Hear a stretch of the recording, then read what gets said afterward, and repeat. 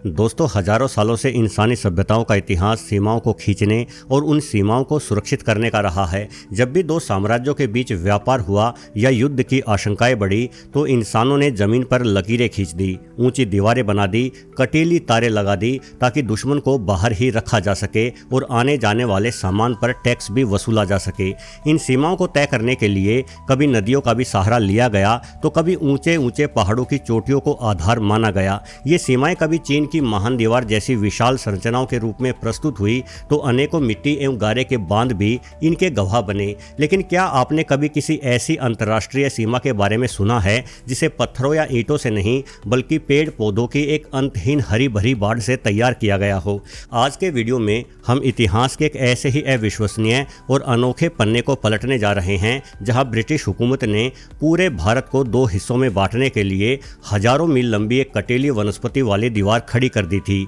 और जिसे सलामत रखने के लिए 14,000 लोगों की फौज भी तैनात की गई थी। तो चलिए वीडियो को शुरू करते हैं। दोस्तों, आज हम स्वतंत्र भारत में सांस ले रहे हैं। सरकारें कानून बनाने से पहले लोगों की आवश्यकताओं एवं मजबूरियों का ध्यान रखती है। जन योजनाएं बनाई जाती है ताकि गरीब लोग भी अच्छा जीवन जी सके। सरकारी अस्पताल है जहां महंगा इलाज भी बिना किसी खर्च के हो जाता है। प्रत्येक बच्चा मुफ्त में पढ़ाई भी कर सकता है। लेकिन यदि हम वक्त के पहिया को घुमाकर सन 1800 के शुरुआती दौर में ले जाएं तो हमें एक बिल्कुल अलग ही तस्वीर दिखाई देती है। ये वो दौर था जब भारत पर सीधे तौर पर ब्रिटिश हुकूमत का राज नहीं था बल्कि एक निजी व्यापारी कंपनी पूरे भारतीय उपमहाद्वीप पर अपनी हुकूमत चला रही थी। इस कंपनी को हम ईस्ट इंडिया कंपनी के नाम से जानते हैं, जो कहने को तो लंदन के कुछ व्यापारियों द्वारा शुरू की गई एक कॉरपोरेशन कंपनी थी, लेकिन भारत की धरती पर कदम रखने के बाद यह कंपनी एक बेहद शक्तिशाली साम्राज्य की तरह काम करने लगी थी। ईस्ट इंडिया कंपनी की ताकत का अंदाजा इसी बात से लगाया जा सकता है कि उसके पास 2,60,000 सैनिकों की अपनी एक निजी सेना थी जो उस वक्त दुनिया के कई महाशक्ति साम्राज्यों की कुल फौज से भी बड़ी थी।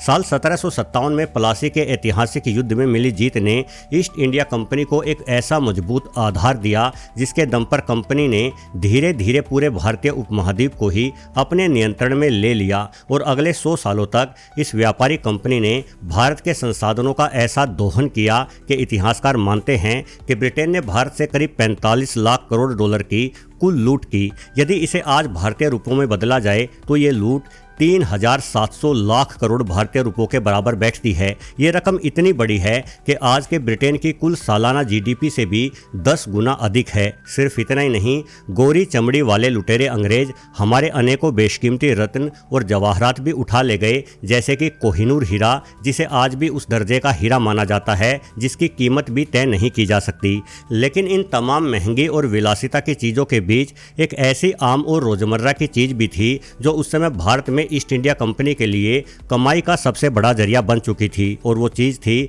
साधारण सा दिखने वाला नमक। आज के दौर में नमक हमें बेहद सस्ता और आसानी से उपलब्ध होने वाला सामान लग सकता है, लेकिन 19वीं सदी में इसकी अहमियत सोने से कम नहीं थी। उस जमाने में आज की तरह बिजली से चलने वाले रेफ्रिजरेटर या कोल्ड स्टोरेज नहीं होते थे, इसलिए मांस, मछली और सब्जियों को हफ्तों या महीनों तक खराब होने से बचाने के लिए उन्हें नमक में सुखाकर प्रिजर्व करना ही एकमात्र तरीका था। समुद्री जहाज़ों पर महीनों का सफ़र तय करने वाले नाविकों के राशन से लेकर आम घरों में सूखे के दिनों के लिए खाना बचाकर रखने तक नमक हर इंसान की ज़िंदगी का एक अनिवार्य हिस्सा था। चूँकि भारत की जलवायु बेहद गर्म और शुष्क थी, इसलिए यहाँ के विशाल समुद्री तट और खारे पानी की झीलें बहुत ही कम लागत में और बेहद बड़े पैमाने पर नमक बनाने के लिए एकदम अनुकूल थी। और जब कोई चीज़ इतनी बड़ी मात्रा में बनती है एवं पूरे देश में उसकी आवाजाही होती है तो वो चीज़ टैक्स वसूलने वाले शासकों की नज़र में सबसे पहले आती है। नमक पर टैक्स लगाना कोई नई बात नहीं थी, क्योंकि प्राचीन मिस्र से लेकर चीन और यूरोप के लगभग हर देश में राजा महाराजाओं ने नमक पर टैक्स लगाया था। लेकिन ब्रिटिश भारत में भारतीय लोगों पर जो नमक टैक्स थोपा गया उसे मानव इतिहास के सबसे क्रूर और दमनकारी टैक्सों में से एक गिना जाता है। अंग्रेजों ने नमक को मापने के लिए मोन नाम का एक पैमाना तय किया था जो लगभग 37.5 किलो के बराबर होता था, और इस पर 3 से 3.25 रुपये का टैक्स लगाया गया था, जो उस दौर के गरीब भारतीयों की कमाई के लिहाज से एक बहुत बड़ी रकम थी। ये टैक्स इतना सख्त और बेरहम था कि साल 1882 के इंडियन सोल्ट एक्ट के तहत सरकारी अधिकारियों को यह पावर दी गई कि वो किसी भी आम इंसान की तलाशी ले सकते थे और बिना लाइसेंस के नमक पाए जाने पर उसे सीधे जेल भेज सकते थे। सोचे यदि आपके घर में नमक का बोरा मिला तो आपको जेल जाना पड़ जाता। उन दिनों भारत में नमक का उत्पादन केवल बड़ी कंपनियों द्वारा नहीं होता था, बल्कि ये गांवों का एक कुटीर उद्योग भी था, जहां छोटे छोटे बच्चे और महिलाएं समुद्र के पानी को मटकों में उबालकर अपने घर के इस्तेमाल के लिए नमक बना लेते थे। अंग्रेजों ने इस प्राकृतिक अधिकार को भी एक संगीन जुर्म बना दिया और इस दमनकारी नीति के दम पर ईस्ट इंडिया कंपनी अपनी सालाना कमाई का लगभग 11% हिस्सा सिर्फ नमक टैक्स से वसूलने लगी। लेकिन इस भारी भरकम टैक्स को वसूलने की राह में एक बहुत बड़ी अड़चन थी, जिसने अंग्रेजों की रातों की नींद उड़ा रखी थी। दरअसल उस समय भारत कोई एक जैसा या अखंड प्रशासनिक ढांचा नहीं था, बल्कि भारत अलग अलग व्यवस्थाओं का उलझा हुआ देश था। देश के कई हिस्सों पर ईस्ट इंडिया कंपनी का सीधा राज था, तो वहीं एक बहुत बड़ा हिस्सा ऐसा भी था जो छोटी बड़ी रियासतों यानी प्रिंसली स्टेट्स के अधीन आता था। इन रियासतों के अपने राजा और नवाब होते थे, जो आंतरिक मामलों में अपने कानून और टैक्स तय करने के लिए स्वतंत्र थे। हालांकि वे परोक्ष रूप से ब्रिटिश हुकूमत के प्रति जवाबदेह थे, परंतु फिर भी इन प्रिंसली स्टेट्स की मौजूदगी ने अंग्रेजों के नमक टैक्स के पूरे सिस्टम में एक बहुत बड़ा छेद कर दिया, क्योंकि कई रियासतों में या तो नमक पर बहुत ही मामूली टैक्स था या फिर नमक पूरी तरह से टैक्स फ्री था। इस भारी असमानता ने भारत के बाजार में एक बहुत बड़े और संगठित नमक तस्करी के नेटवर्क को जन्म दे दिया, जिसने अंग्रेजों के खजाने को नुकसान पहुंचाना शुरू किया। तस्कर लोग भारतीय राजाओं की रियासतों जैसे कि राजस्थान की विशाल और प्रसिद्ध सांभर नमक झील और पंजाब के पहाड़ों में स्थित नमक की खदानों से बेहद सस्ते दामों पर नमक इकट्ठा करते थे। इसके बाद वे इस बिना टैक्स वाले नमक को चोरी छुपे उन इलाकों में ले जाते जो इलाके सीधे ब्रिटिश नियंत्रण में थे और जहां भारी टैक्स के कारण नमक बेहद महंगा हो चुका था। तस्कर इन महंगे नमक वाले बाजारों में अपना नमक बेचकर भारी मुनाफा कमाने लगे और खरीदने वालों को भी ये तस्करी वाला नमक टैक्स वाले नमक से सस्ता पड़ता था, जिस वजह से नमक तस्करी का धंधा चल निकला। इस तस्करी का सबसे बड़ा केंद्र बंगाल का इलाका था, क्योंकि अंग्रेजों ने सबसे ज्यादा नमक टैक्स बंगाल में ही लगा रखा था, जिससे वहां बिना टैक्स वाला नमक बेचकर तस्करों की चांदी हो रही थी। अब तस्करी की इस बढ़ती समस्या से अंग्रेजी हुकूमत को सीधा घाटा हो रहा था। इसलिए समस्या से निपटने के लिए साल 1803 में ईस्ट इंडिया कंपनी ने बंगाल की सीमाओं और मुख्य रास्तों तथा नदियों के किनारे सीमा शुल्क चौकियां यानी कस्टम हाउसेस बनाने शुरू कर दिए। इन चौकियों को स्थानीय भाषा में चौकी ही कहा जाता था, जहां पर बैरिकेड्स लगाए गए, साथ ही सुरक्षा कर्मी तैनात किए गए और गश्त बढ़ाई गई ताकि आने जाने वाले हर सामान की तलाशी ली जा सके। लेकिन जल्द ही अंग्रेजों को समझ आ गया कि उनकी ये चौकियां समुद्र में एक बूंद के ही बराबर थी, क्योंकि भारत एक बेहद विशाल और भौगोलिक विविधताओं से भरा देश था। तस्करों ने अंग्रेजों के इन चेक पॉइंट से बचने का एक बड़ा ही सीधा और समझदारी भरा रास्ता निकाल लिया, और वो रास्ता था अंग्रेजों की चौकियों के बगल से घूमकर जंगलों के रास्ते से निकल जाना। जब अंग्रेजों ने देखा कि उनकी तमाम चौकियां और सिपाही इस तस्करी को रोकने में नाकाम साबित हो रहे हैं, तो उन्होंने एक ऐसी अजीब और दुस्साहसी योजना बनाई जिसने सचमुच पूरे देश को भौगोलिक रूप से दो टुकड़ों में बांट दिया। ब्रिटिश अधिकारियों ने हमेशा की तरह अपनी मेज पर भारत का एक बड़ा सा नक्शा फैलाया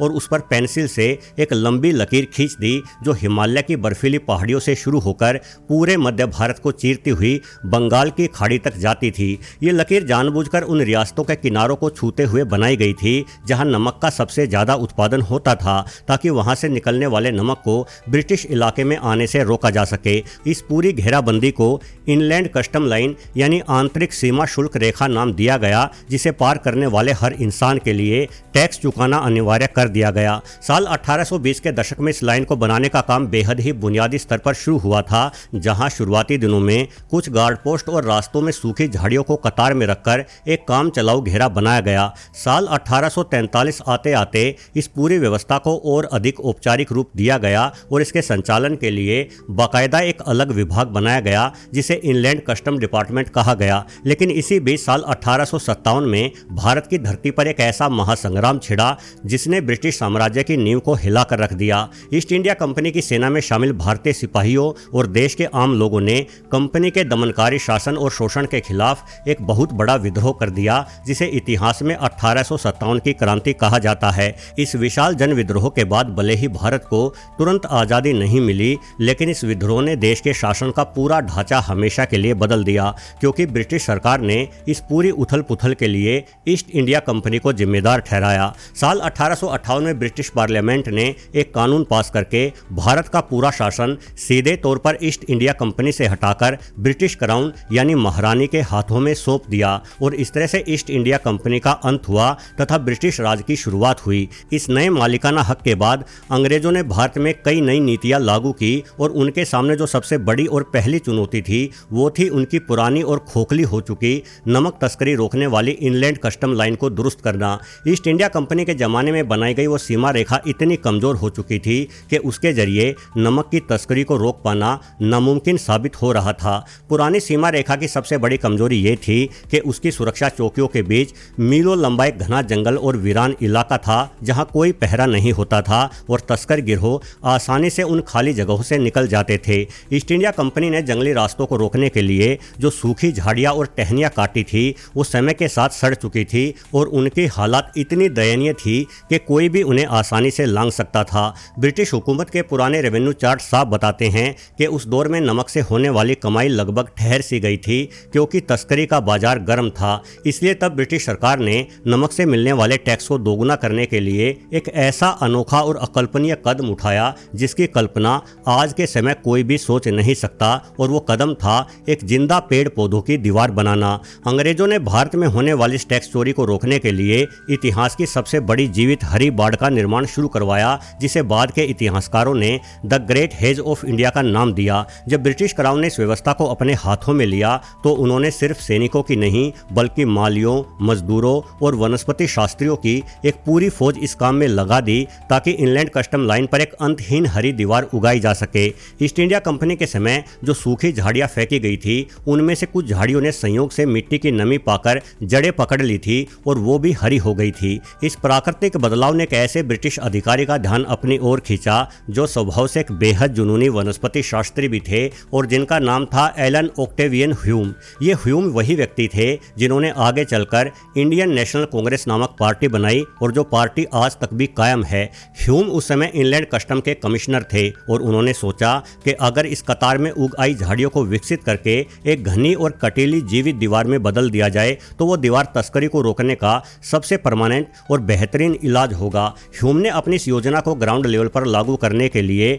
भारत की चिलचिलाती धूपों में उगने वाले दर्जनों कटीले पौधों का गहन वैज्ञानिक परीक्षण किया, ताकि सबसे खतरनाक प्रजाति को ढूंढा जा सके। और आखिरकार साल 1869 में उन्होंने इंडियन पल्म यानी भारतीय बेर की झाड़ी को इस काम के लिए सबसे बेहतर पाया, क्योंकि बेर के झाड़ीदार पेड़ के बदन पर नुकीले और सख्त कांटे होते हैं। इसके साथ ही इस पौधे की ये खूबी थी कि ये भारत के अलग अलग मौसमों और मिट्टियों में भी बहुत तेजी से फैल सकता था, और इसमें लगने वाले फलों को स्थानीय लोग खा भी सकते थे। लेकिन भारत की भौगोलिक परिस्थितियां हर जगह एक जैसी नहीं थी, और कुछ इलाके इतने सूखे और बंजर थे जहां भारतीय बेर का पनपना भी मुश्किल था। उन अत्यधिक शुष्क और रेतीले रेगिस्तानी इलाकों के लिए ह्यूम ने नागफनी यानी प्रिकली पियर कैक्टस का चुनाव किया, जो बिना पानी के भी महीनों तक हरा भरा और कटीला बना रह सकता है। जहां पर मिट्टी की क्वालिटी बहुत खराब थी, वहां अंग्रेजों ने सैकड़ों मील तक जमीन को 1-1 मीटर गहरा खुदवाया, और उन गड्ढों में बाहर से लाकर उपजाऊ मिट्टी भरवाई,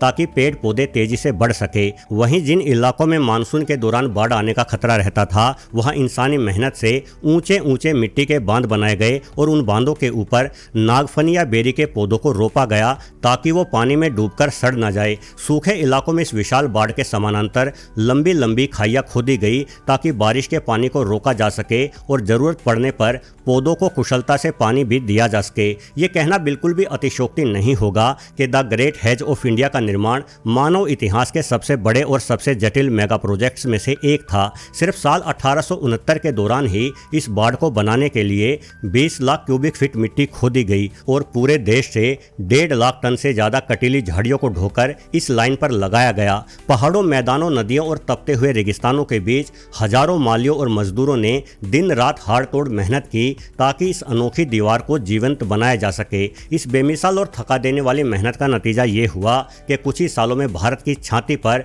12 फीट ऊंची और 14 फीट चौड़ी एक बेहद घनी, जिंदा और कटीली दीवार खड़ी हो गई, जो करीब 1300 किलोमीटर तक सांप की तरह बलखाती हुई गुजर रही थी। कमिश्नर ह्यूम को अपनी इस बनाई हुई कलाकृति पर इतना नाज था कि उन्होंने अपनी रिपोर्ट्स में गर्व से लिखा है कि यह हरी दीवार इतनी अभेद्य है कि इसे पार करना किसी भी इंसान या जंगली जानवर के बस की बात नहीं है। हालांकि व्यवहारिक तौर पर यह पूरी तरह से एक कतार में जुड़ी हुई जीवित बाड़ नहीं थी, क्योंकि कुछ पहाड़ी चट्टानें और दलदली इलाके ऐसे थे जहां कोई भी पौधा जीवित नहीं रह सकता था। उन मुश्किल जगहों पर अंग्रेजों ने चालाकी से पत्थरों और ईंटों की छोटी दीवारें खड़ी करके हरी बाड़ के दोनों सिरों को आपस में जोड़ दिया था। इस विशालकाय हरी दीवार की सुरक्षा और इसके रखरखाव के लिए बाकायदा 14,000 से ज्यादा पुरुषों को नौकरी पर रखा गया था, जिनका काम हर मौसम में इसकी छटाई करना, इसे पानी देना और 24 घंटे इसकी गश्त करना था। शुरुआत के कुछ सालों में अंग्रेजों की यह तरकीब पूरी तरह से कामयाब रही और नमक से मिलने वाले ब्रिटिश टैक्स का रेवेन्यू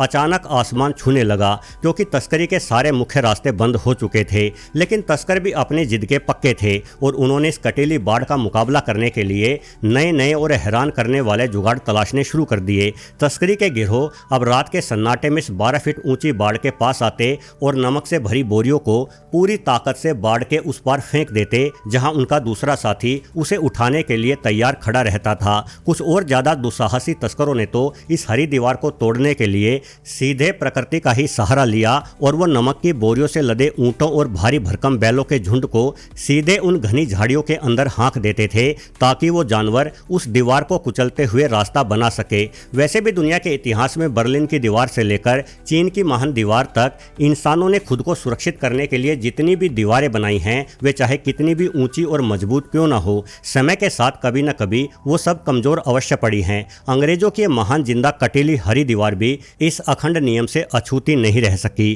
क्योंकि ये कोई निर्जीव पत्थरों की दीवार नहीं थी, बल्कि एक जीवित संरचना थी जिसे लगातार देखभाल की आवश्यकता पड़ती थी। हर दिन जानवरों द्वारा इसे खाए जाने, तस्करों द्वारा इसे तोड़े जाने और मौसम की मार के कारण इसका सालाना खर्च इतना बढ़ गया कि वो खर्च ब्रिटिश हुकूमत के लिए एक भारी बोझ बन गया। साल 1870 के आसपास इस बाड़ का निर्माण पूरी तरह से संपन्न हो चुका था, लेकिन इसके महज 9 साल बाद यानी साल 1879 में इस पूरे प्रोजेक्ट को हमेशा के लिए कबाड़े में डाल दिया गया और इसे बंद कर दिया गया। लेकिन इस विशाल बाड़ को छोड़ने के पीछे की असली वजह तस्करों की चालाकी या इसके रखरखाव पर होने वाला भारी भरकम खर्च नहीं था, बल्कि इसके पीछे की कहानी बहुत ही व्यवहारिक थी। अंग्रेजों को समझ आ चुका था कि देश के बीचों बीच ऐसी लंबी दीवार बनाकर टैक्स वसूलने से कहीं ज्यादा आसान और समझदारी भरा काम यह है कि नमक बनाने के स्रोतों पर ही कब्जा कर लिया जाए। ब्रिटिश राज ने अपनी रणनीति बदलते हुए सीधे उन रियासतों के राजाओं से बातचीत शुरू की जहां नमक का उत्पादन होता था और उनके साथ एक तरफा और कड़े समझौते कर डाले। अंग्रेजों ने राजपूताना की सबसे बड़ी सांभर झील को लीज पर लिया, जो उस समय पूरे उत्तर भारत में नमक की सप्लाई का सबसे बड़ा और मुख्य केंद्र थी। इसके बाद अंग्रेजों द्वारा देश की अन्य छोटी मोटी झीलों और पंजाब की सोल्ट माइंस पर भी इसी तरह से समझौतों के जरिए अपना सीधा नियंत्रण स्थापित कर लिया गया। अब इसके बाद चूंकि नमक सीधे अंग्रेजों की निगरानी में बन रहा था, इसलिए वो उसके बनने के स्थान पर ही टैक्स वसूल लेते थे और ऐसे में उस 1300 किलोमीटर लंबी हरी बाड़ और इनलैंड कस्टम लाइन की कोई आवश्यकता नहीं रह गई। इसलिए इस बदलाव के बाद उस विशाल हरी दीवार को उसके ही हाल पर छोड़ दिया गया। अब इसके बाद आपके मन में यह भी सवाल उठा होगा कि आखिर वो हरी संरचना अब कहाँ है। वर्तमान में अगर आप भारत के उन मैदानों और गांवों से गुजरे जहां कभी ये दीवार बनाई गई थी, तो आज आपको उसका कोई नामो निशान नहीं मिलेगा, क्योंकि पत्थरों और ईंटों से बनी दीवारें तो हजारों सालों तक टिकी रह सकती हैं, लेकिन पौधों से बनी जिंदा दीवारें